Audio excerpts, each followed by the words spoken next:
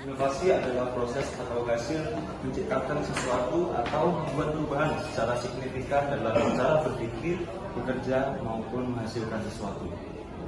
Terdapat beberapa aspek penting dalam berinovasi. Yang pertama adalah pengembangan ide sebagai konsep dasar untuk mengembangkan sesuatu yang telah ada. Lalu yang kedua ada implementasi, yang ketiga ada risiko, yang keempat ada kolaborasi, dan yang terakhir adalah budaya organisasi dan juga pemimpin.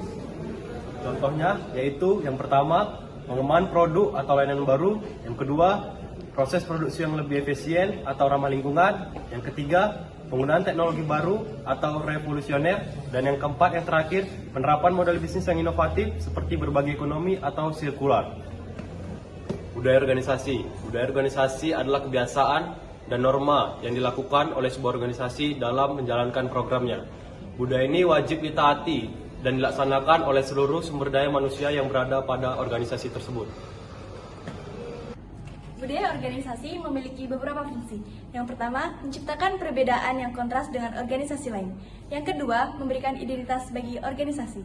Yang ketiga, memberikan komitmen bagi setiap anggota organisasi. Yang keempat, meningkatkan sistem sosial yang dibangun oleh organisasi.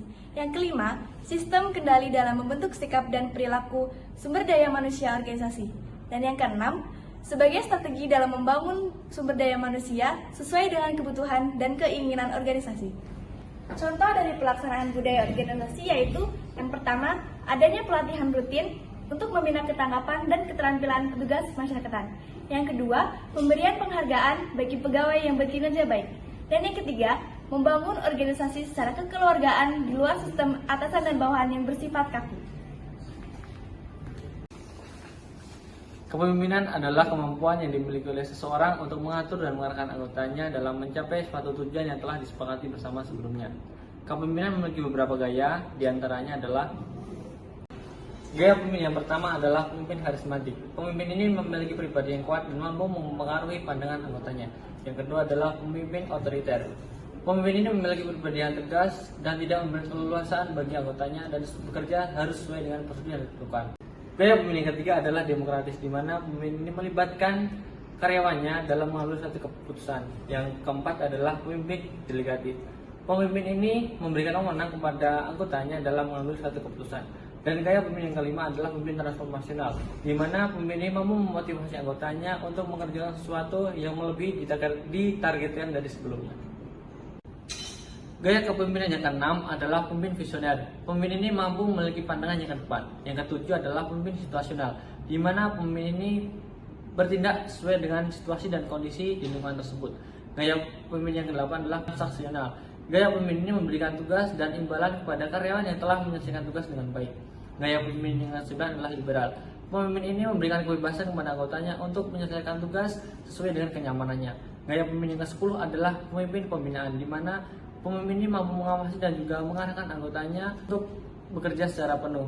Yang ke-11 adalah pemimpin dengan bergaya kepemimpinan tim, di mana pemimpin ini mampu berdiskusi dan juga bekerja sama dengan anggotanya dalam mencapai visi misi yang telah ditentukan sebelumnya. Peran kepemimpinan. Peran pertama adalah menentukan visi. Kepemimpinan membantu menetapkan visi, misi, dan tujuan organisasi yang akan dicapai. Yang kedua adalah mengarahkan perubahan. Kepemimpinan yang efektif dapat mengarahkan organisasi melalui perubahan yang diperlukan untuk mencapai tujuan organisasi.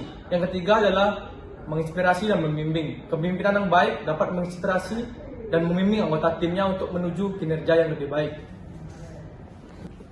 Dalam organisasi, integrasi inovasi, budaya organisasi, dan kepemimpinan. Ketiga hal ini harus saling mendukung dan selaras untuk mencapai visi misi organisasi.